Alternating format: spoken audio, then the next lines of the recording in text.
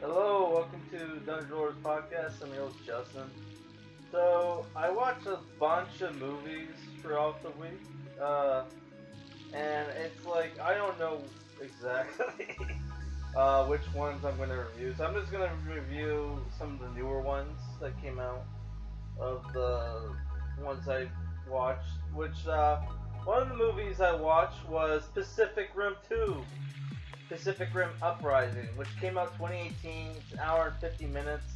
I was a huge fan of the first Pacific Rim.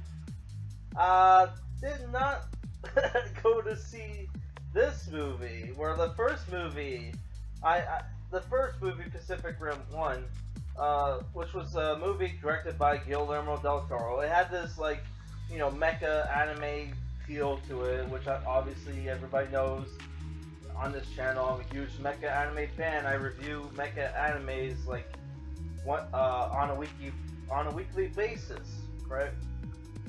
So, the sequel I did not go watch because I just saw the casting, saw that heard that Guillermo del Toro and Travis Beacham weren't going to be connected to this film. Which, thank God, because Travis Beachman sucks.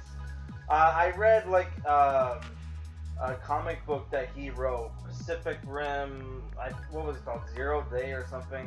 It was terrible. But it was more like, why isn't Guillermo del Toro directing it? And then there's the fact that they got the guy they got Fent from the crappy sequels to be in the in this movie, right? Which he wasn't bad in this movie. His character was actually pretty cool.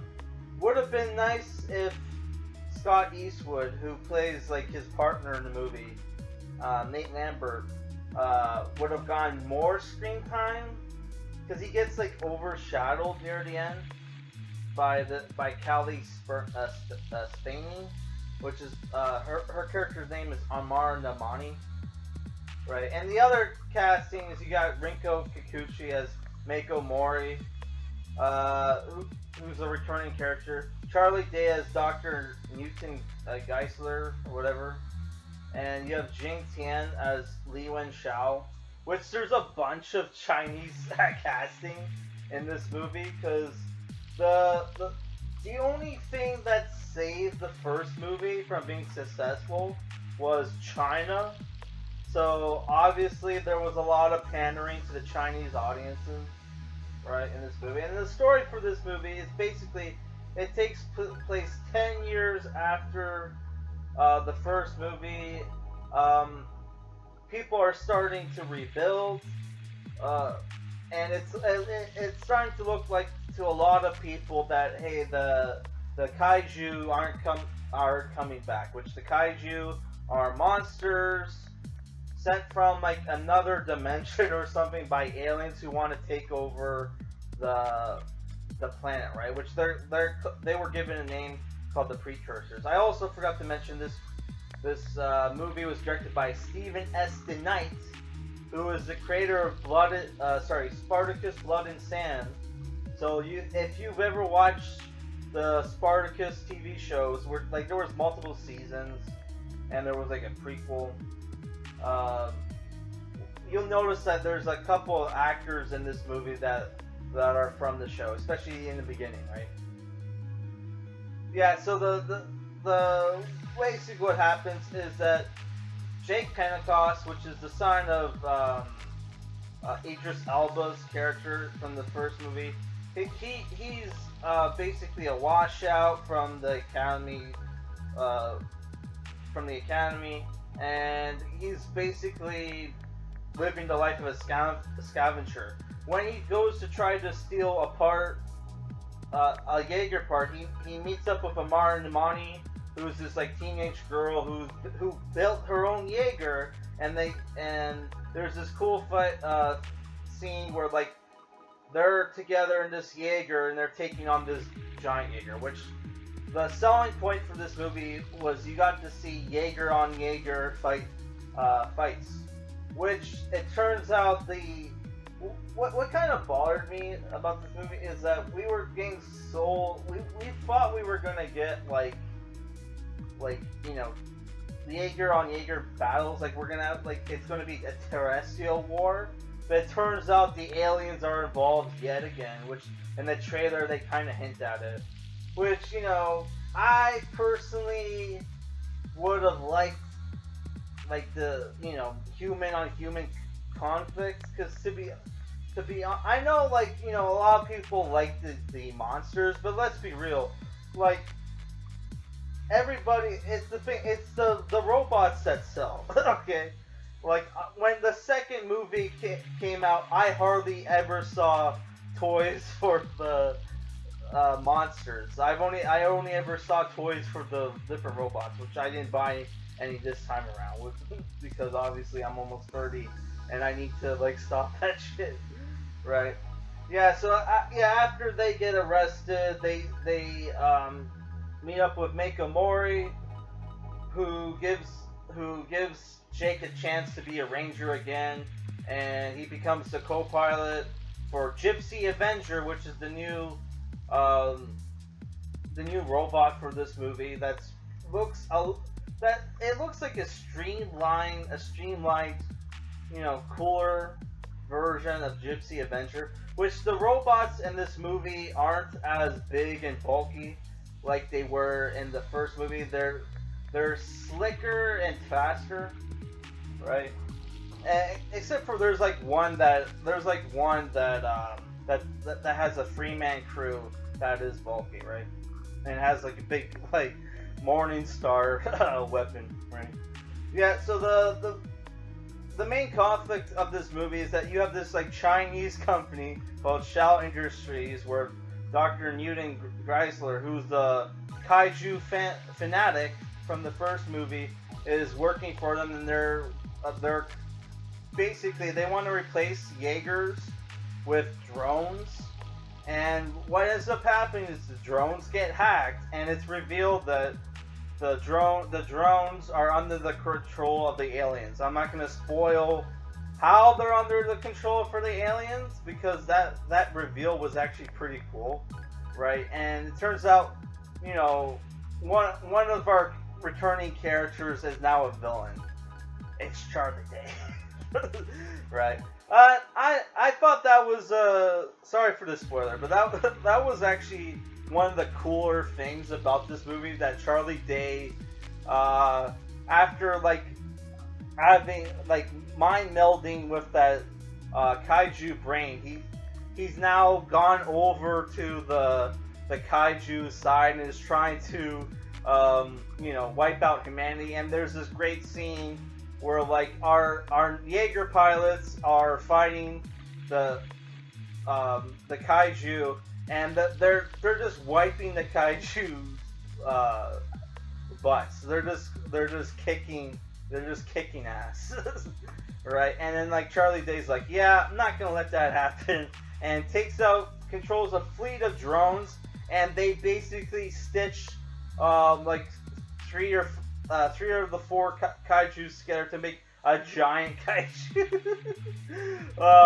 Which looked really cool design wise, and it's just wiping out Jaeger Jaegers one by one, until our characters come up with this kind of bullshit plan to defeat the final Jaeger. Yeah, so I really like this movie. My problems with the movie are that Scott Eastwood's character was pretty cool, but he gets overshadowed by the female cast, John Boyega, which I don't know. I would have liked to see more Scott Eastwood. And like I told that other guy, hey, Scott Eastwood can actually act. Okay, watch this movie. My Clinton Eastwood's boy can actually act, which he should have been cast for fucking Solid Snake, not that fucking guy from Star Wars. Which I'm talking about Oscar Isaacs, which I like Oscar Isaacs, but dude, you're in your 40s and you're gonna play like a super soldier character, and he also got cast for fucking Moon Knight, which is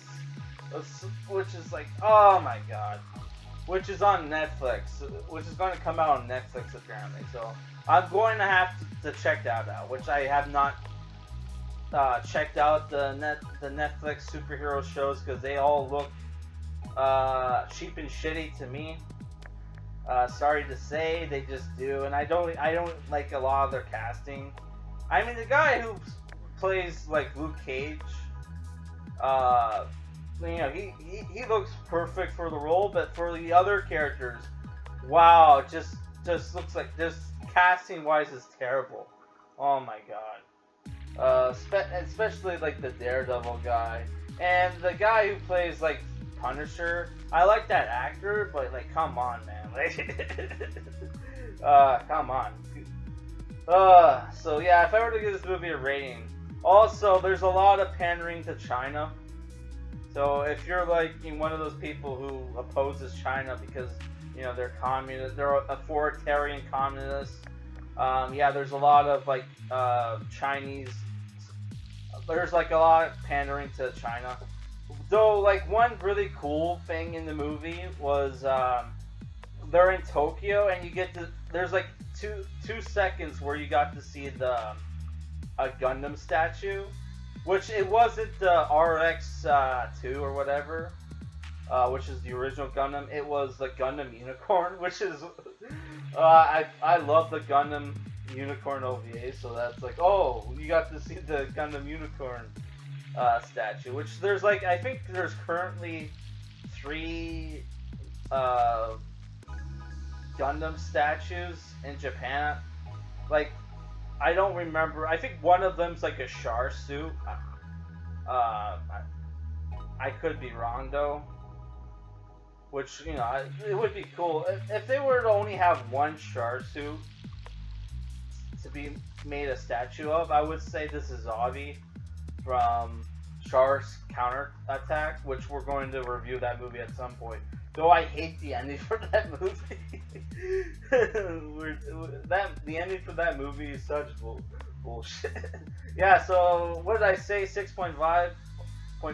It's the thing where if you're a fan of Stephen S. DeKnight, and I think he is a good writer, you'll probably enjoy this movie. And if you're a fan of the first movie, this movie is not as good as the first Pacific Rim movie, but the first Pacific Rim movie had some, let's be real, had some really terrible fucking lines and dialogue. And here, I think the dialogue is a step up, but the characters aren't as cool because obviously we had like A-list actors in the first movie, and in this movie we have like B or D lists. Okay, so obviously there's like a bit of, what would you call it, give or take. Right, so I don't know, like I would say, if you're a Pacific Rim fan, check it out. Alright guys, I also started watching the Pacific Rim animated show, and it's called Pacific Rim the Black. It's on Netflix, and boy does that show look terrible. Like they have a robot which looks pretty cool. It's called Atlas Destroyer, and it has like no weapons. So it's like, so we're basically not gonna have any fights. Which there's no, like, in like the first like 3 episodes. I think I saw the first 3 episodes. There's only one Jaeger fight, really. That's kind of cool, and that was like, and it was like super short, right? So it's like, wow, this show is like really slow. Like, it's the thing where like, like it has such bad